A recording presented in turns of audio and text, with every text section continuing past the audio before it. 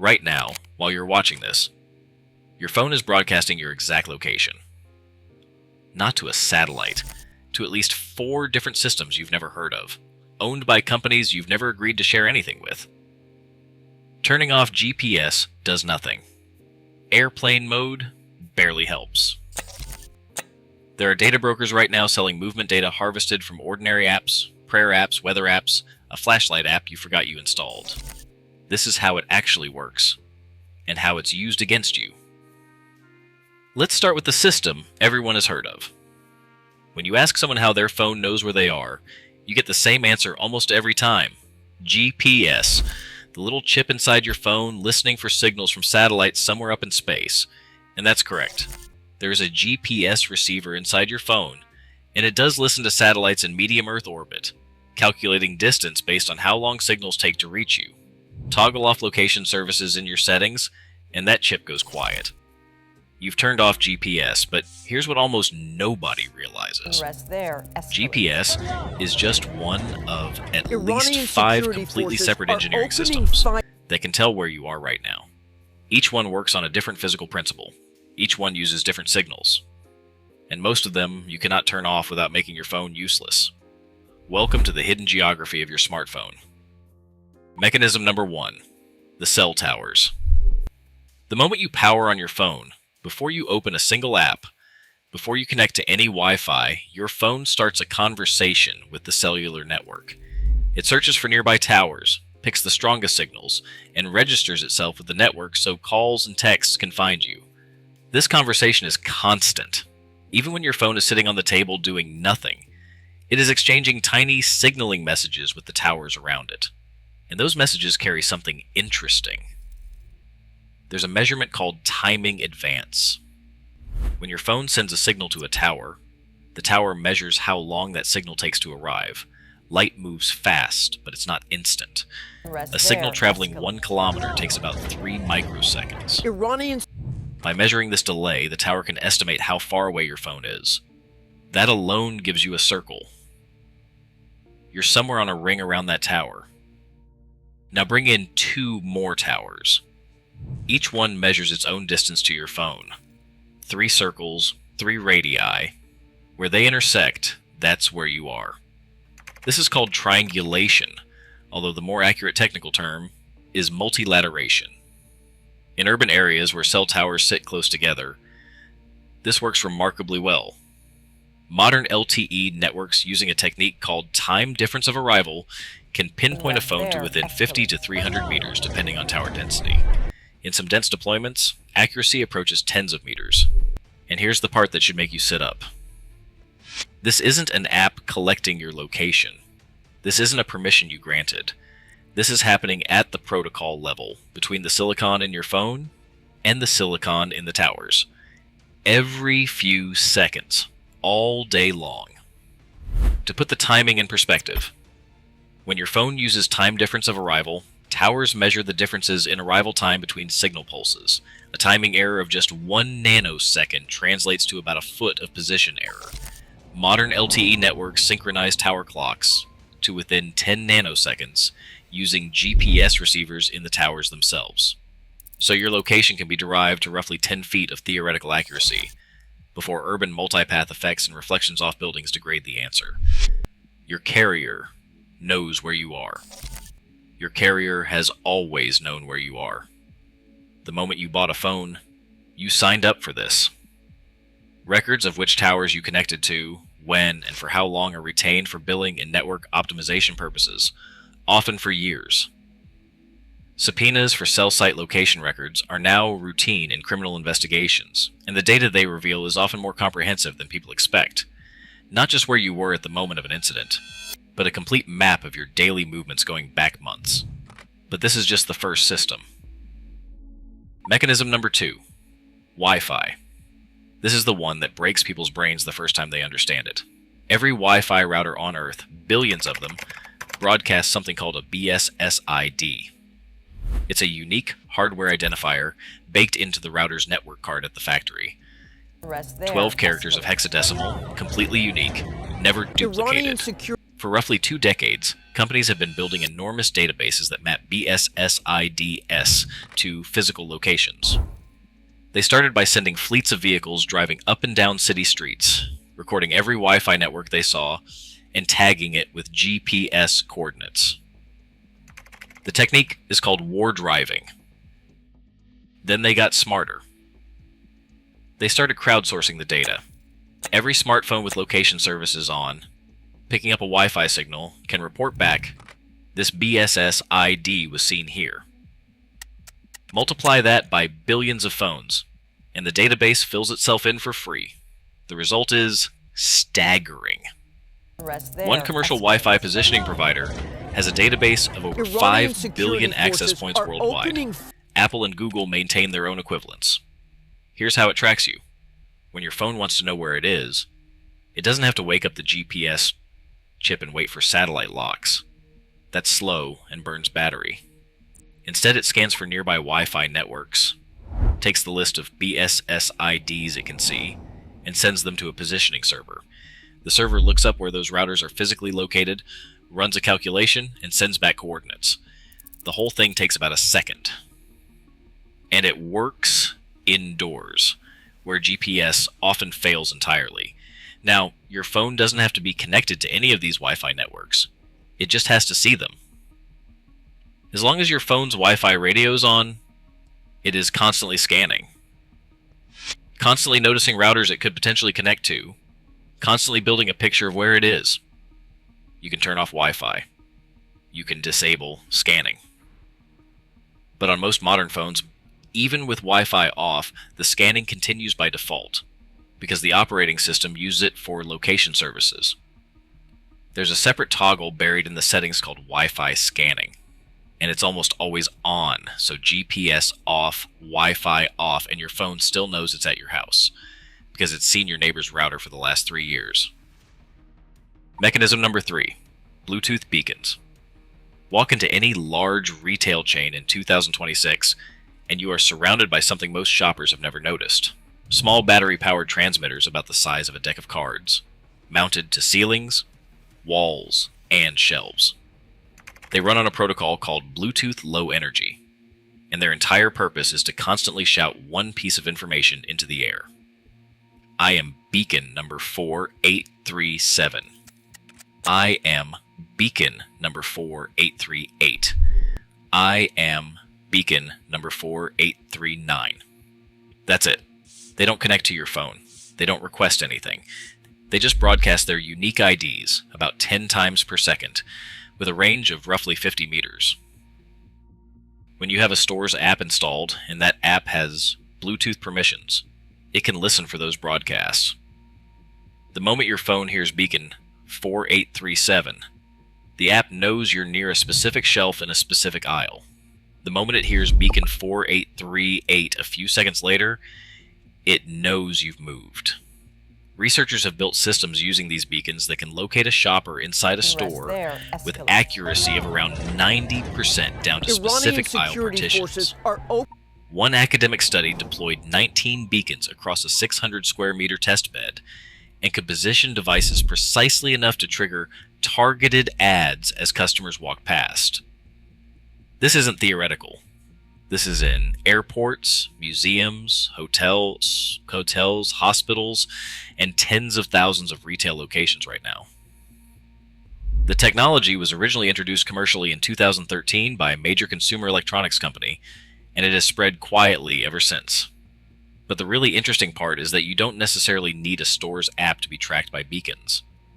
Operating system-level beacon protocols allow any app with Bluetooth permission to detect any beacon. Your fitness tracker app, your prayer reminder app, your weather app, and all of them potentially listening for beacons in the background. GPS doesn't work indoors. Cell triangulation is too coarse. Wi-Fi positioning is good but limited. Bluetooth beacons fill that final gap. The gap between the door of the building and the chair you're sitting in. Time for a breather. So far, we've covered 3 completely different physical mechanisms, 3 different kinds of radio signals, 3 different commercial infrastructures, all converging on the same answer, where you are, but the most disturbing one is still ahead. because the next system doesn't use any radio at all. Mechanism number 4. Your phone is fingerprinting itself. Inside every modern smartphone there are 3 sensors that almost nobody thinks about. The accelerometer, which measures movement. The gyroscope, which measures rotation. The magnetometer, which measures the Earth's magnetic field. These sensors exist for innocent reasons. Step counting, screen rotation, compass apps, augmented reality, game controls. They are central to how your phone works. But in 2014, researchers at Stanford University published a paper that changed how privacy researchers think about smartphones forever. They demonstrated that the accelerometer in your phone has a unique fingerprint. Here's why. When manufacturers build accelerometers, the chips come off the assembly line with tiny imperfections. Every accelerometer is slightly miscalibrated, slightly biased, slightly different. The differences are too small to affect your step count or your screen rotation, but they are big enough and consistent enough that researchers built a system that can uniquely identify a phone among 10,000 devices just by reading its accelerometer for a few seconds. This fingerprint survives a factory reset. It survives a software update. It is baked into the physics of the silicon. And here's the killer detail. In a web browser on a phone, JavaScript can access motion sensor data without asking permission. Open a website on your phone, and that website can read your accelerometer. Run the algorithm. Identify your specific device. You can clear cookies, use private browsing, switch VPNs. The fingerprint stays. That's the identification side. But there's a positioning side too. The same sensors enable something called dead reckoning. If a system knows where you started, and it can measure every step you take, every direction you turn, every change in elevation, it can track you through environments where no other signal reaches. Underground subways, inside parking garages, deep inside buildings. Stanford researchers also demonstrated something called gyrophone, showing that smartphone gyroscopes are sensitive enough to pick up acoustic vibrations from the air around the phone, potentially capturing fragments of nearby speech, all without ever touching the microphone. Sensors that exist to count your steps can fingerprint your hardware, track your movements, and arguably eavesdrop on your conversations. None of this requires location permission. None of this requires GPS. Mechanism number 5, and this is the one that transcends your phone entirely. There's a protocol called Signaling System Number 7, SS7. It was designed in the 1970s, before the modern internet existed, to let telephone networks talk to each other. When you make an international call and your voice is routed across borders, that routing is happening over SS7 or its newer cousin, diameter. When the engineers designed it, they made a reasonable assumption for the time. The only entities on this network are national telephone monopolies, trusted institutions, governments. So they didn't bother building strong authentication. The whole protocol runs on trust. That trust model has not aged well. Today, the SS7 network is connected to thousands of carriers, mobile virtual network operators, third-party providers, and routing companies worldwide. And anyone who gains access to the SS7 network, legally or otherwise, can send queries. One particular query is called Provide Subscriber Information. It's a routine signaling message. Carriers send it to each other for legitimate roaming and billing reasons.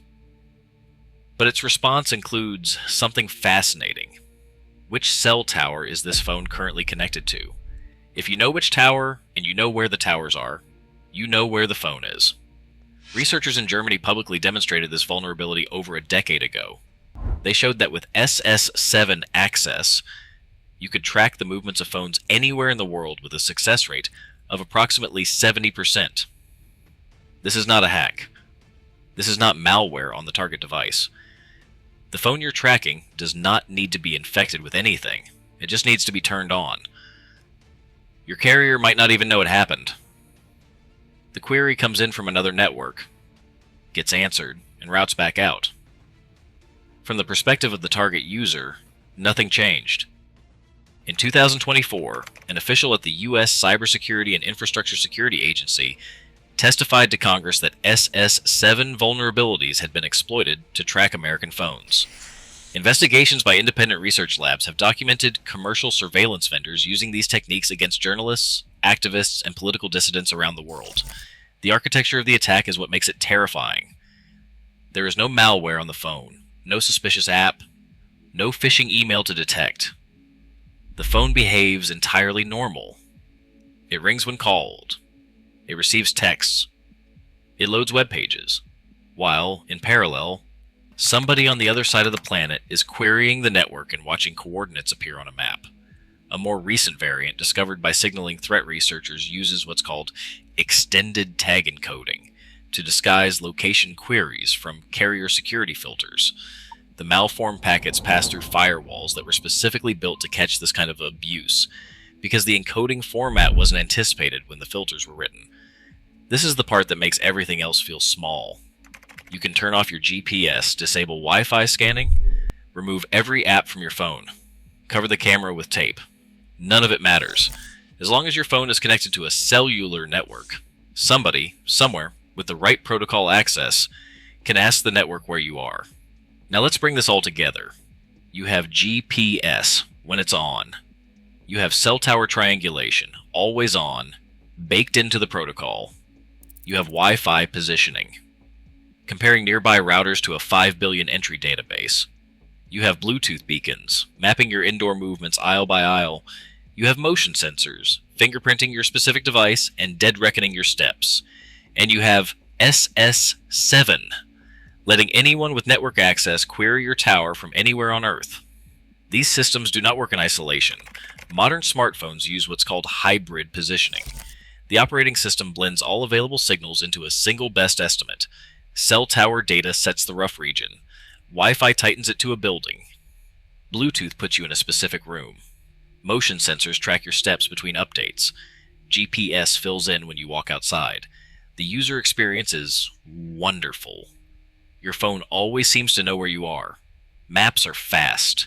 Navigation is seamless.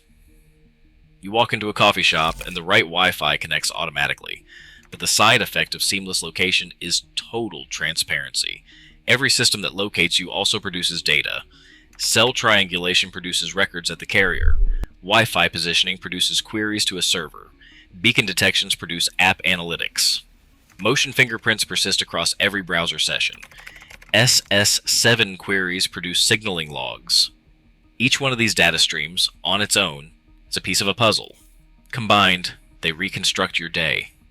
Where you slept, when you woke up, which gym you went to, what time you arrived at work, which meeting room you sat in, which restaurant you had lunch at, who you walked next to during the afternoon, which doctor's office you stopped at on the way home, how long you stayed.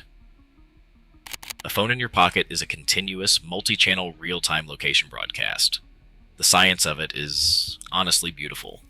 The implications of it are something else entirely. So here's the question that always comes up. Why can't you turn it off? The answer is simple, and it's the most important thing in this video. These systems are not bolted on. They are not features. They are how phones work. To make a call, your phone must register with cell towers. That registration is the location data. To browse the web, your phone must use IP routing, and modern browsers expose motion sensors to JavaScript. That access is the fingerprint. To use a Maps app indoors, your phone must scan Wi-Fi and detect Bluetooth. Those scans are the location signals. To receive a text from your bank, your phone must be reachable on the SS7 network. That reachability is the surveillance vector. The infrastructure of being connected is the infrastructure of being tracked. They are the same infrastructure.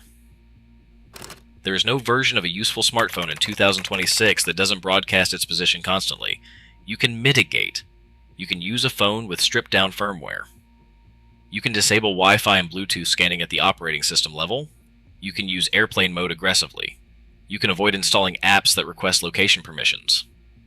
Each of these closes some windows. But the ground truth is this. Carrying a connected smartphone in your pocket is, by the physics and the protocols, choosing to be locatable. Here's the part that's worth sitting with. None of these systems were built to spy on people. The engineers who designed cell tower triangulation were trying to make sure 911 calls could find you in an emergency. The researchers who built Wi-Fi positioning were solving the indoor GPS problem. The teams that built Bluetooth beacons wanted to enable cool retail experiences and museum guides. The accelerometers exist to count your steps and rotate your screen. And SS7, the protocol most often abused for tracking, was built in the 1970s by engineers who genuinely believed the network would only ever be used by trusted parties. This is the pattern. Useful technology, built for a reasonable purpose, deployed at massive scale, and then repurposed by people who saw a different opportunity. The mechanism doesn't change. The intent does. The interesting question isn't whether your phone is tracking you. It is. The interesting question is what you do with that information. Some people will hear all of this and decide it doesn't matter. They have nothing to hide. The convenience is worth it. Life moves on. That's a legitimate choice. Some people will hear this and start adjusting their behavior. Different phones, different apps, different habits, also a legitimate choice. But the worst choice is the default one.